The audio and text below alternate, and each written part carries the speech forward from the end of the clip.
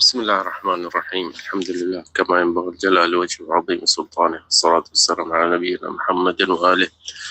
أما بعد، الله تعالى سايتان كي توفيق جميع حديث النبي الكريم صلى الله عليه وسلم جاي متفق عليه صحيح بخاري مسلم من رواية قال صلى الله عليه وسلم: لو يعلم المار بين يدي المصلي ما عليه لكان أن يقف 40 خيرا من أن يمر بين يديه.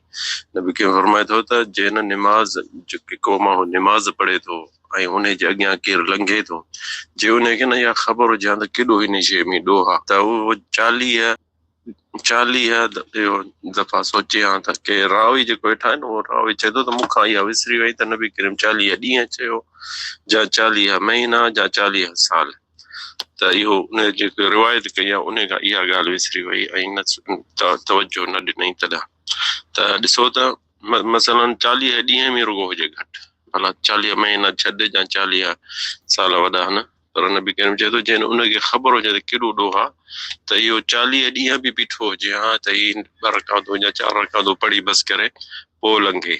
त इहो ॾिसो इन मां असां छा था सम्झूं त इहो हिकिड़ो वॾो ॾोह आहे। इंसान जेको निमाज़ में बीठो आहे उहो हिकिड़ो मलिकुल मुल्क अल्लाह जेको सॼे काइनात जो हिकिड़ो बादशाह आहे उन जे अॻियां बीठो आहे, ही उन सां बि थो ॻाल्हाए, उन सां कचहरी बि थी हले, ऐं तूं छा थींदो इंसान जो उन जे अॻियां लंघी, कीअं हुन तूं पंहिंजे पाण खे इहो सोच त केरु को न हिन दुनिया जे हिकिड़े ख़सीस दुनिया जे लाइ को बादशाह या को वज़ीर या वॾेरो केरु कंहिंसां ॻाल्हाईंदो हुजे त उन जे अॻियां अची वञी त उहो बादशाह या वज़ीर ने तोखे छॾींदो, तोखे त टुकड़ा टुकड़ा करे छॾींदो, तोखे चवंदो बेशरम, ॾिसी कोन मां हमरा सां ॻाल्हायां थो। पर ही ॾिस न, अल्लाह मलिकुल मुल्क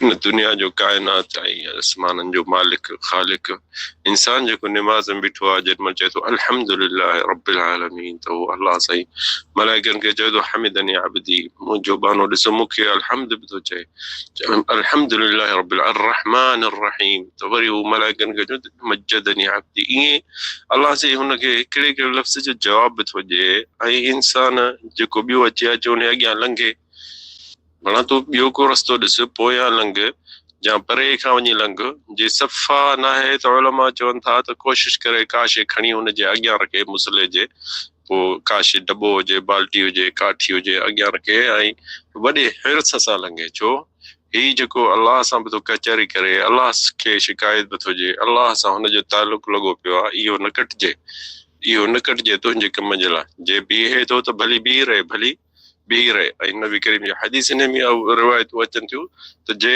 केरु लंघे वियो त ही इंसान निमाज़ भञी उनखे वञी विड़े, त नबी करीम खे साहब चयो रसूल अल्लाह हीअ विड़े हुन चयो हा, छो ही शैतान आहे, ही हिकिड़ो शैतान आहे, हिकिड़े ॾिसे थो त हिकिड़ी कचहरी बंदे जी ऐं अल्लाह सां थिए बि थी, ख़ालिक सां, मख़लूक ऐं ख़ालिक बि था पंहिंजे पाण में ॻाल्हाइनि, उहो हिकिड़े ॿिए जहान में आहिनि, सफ़ा ही शैतान जो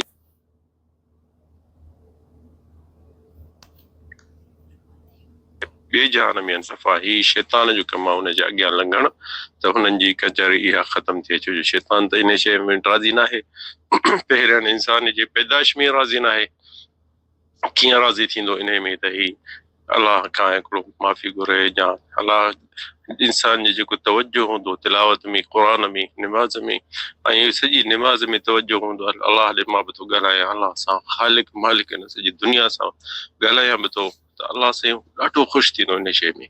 छो जो अल्लाह इंसान सां मोहबत थो करे, हर मख़लूक खे अल्लाह साईं छॾे, केॾियूं मख़लूक हज़ार कहिड़ो आहे त 1000 मख़लूक अल्लाह साईं पैदा कई आहे, 1000 मां ॾिसो इंसान खे चए थो वलक़द ख़लक़नल इंसान फी अहसनी तक़वीम, इंसान खे मूं बहितर मख़लूक करे पैदा कयो आहे, ऐं मख़लूक ॿियनि खे अल्लाह ताला हुक्म सां पैदा कयो आहे, कुन फयकून।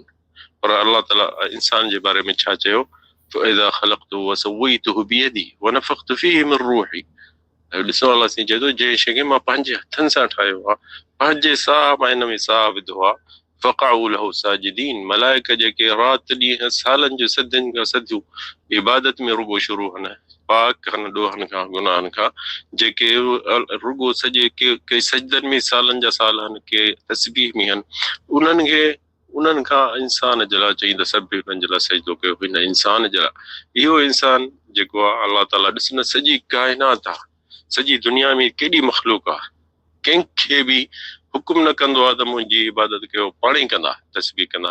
पर इंसान अल्लाह ताला इंसान सिर्फ़ खे चए थो सब्बिह इस्म रब्बिकल आला, मुंहिंजी तस्बीह तूं पढ़।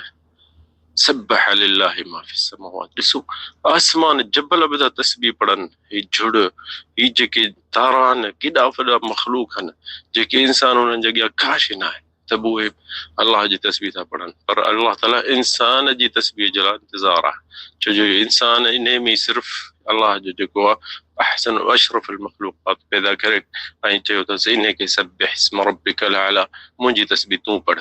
ॿियनि खे कोन हुकुम कंदो, उहो पाण ई था पढ़नि। पर छो? इहो हिकिड़ो शरफ़ आहे इंसान जे लाइ। इहो ई माण्हू जॾहिं निमाज़ में बीहे थो त अलाह सां थो ॻाल्हाए। इहो नबी करीम ने जिब्रील आयो त चई आसमान में खड़को थियो त जिब्रील खान मुहम्मद सल्लल्लाहु अलैहि वसल्लम असांजे नबी पुछो त छा आहे जिब्रील? चई इहो मलाइका आसमान मां लथो आहे, कॾहिं न लथो आहे, तुंहिंजे लाइ अचे बि थो या मुहम्मद। चईंसि छाजे लाइ आयो आहे? चई ॿ शयूं खणी आयो आहे त इहे जेके अलाह जे बहितर में बहितर शयूं जेके आहिनि अलाह ताला पैदा कयूं उहो तोखे तोहफ़ो करे थो ॾिए। उहे कहिड़ियूं हूं? फातिहा व ख़वातीम सूरत अल-बक़रा, जेको अल्हम्दुलिल्लाह रब्बिल आलमीन असीं पढ़ूं था 17 दफ़ा ॾींहं में फर्ज़न में, इन्हनि जो शरफ़ अज़ीम आहे। ॿियो ख़ातिमत सूरत अल-बक़रा। ॾिसो इहे शयूं असां नबी करीम खे मिलियूं त असांखे मिलियूं आहिनि, मुफ़्त में मिलियूं आहिनि, त असां इहो इन जो क़दुरु कयूं। अलाह ताला असां तव्हांखे तौफ़ीक़ ॾिए।